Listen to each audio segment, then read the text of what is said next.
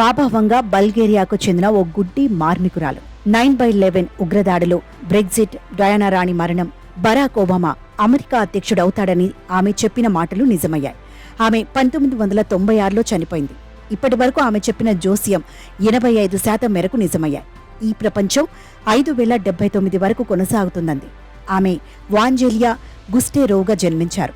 నోస్ట్రాడామస్ of the బాల్కన్స్గా ఆమె ప్రసిద్ధి చెందారు. ఆమెకు తన 12వ ఏట చూపు పోయింది. ఆమెకు చూపు లేకపోయినప్పటికీ దేవుడు ఆమెకు భవిష్యత్తులో జరగబోయేది చూడగలిగే శక్తినిచ్చాడంటారు. 2024 సంవత్సరానికి సంబంధించి ఆమె అనేక విషయాలు చెప్పారు. 2024 మధ్య తర్వాత భూభ్రమణం కొంతమేరకు మారుతుందన్నారు. వాతావరణంలో అనేక మార్పులు చోటు చేసుకుంటాయన్నారు.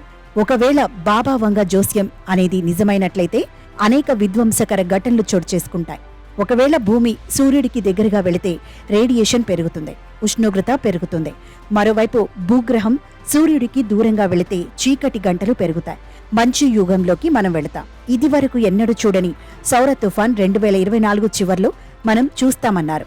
ఆమె చెప్పిన ఆ సౌర తుఫాన్ సాంకేతికతను దెబ్బతీయగలదు. పెద్ద ఎత్తున బ్లాక్అవుట్స్, కమ్యూనికేషన్స్ ఫెయిల్యూర్స్ ఏర్పడవచ్చు.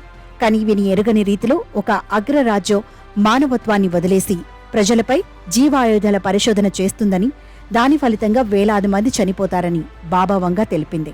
2024లో ఓ అణు కేంద్రం విస్ఫోటనం కూడా జరుగుతుందని ఆమె జోస్యం చెప్పారు.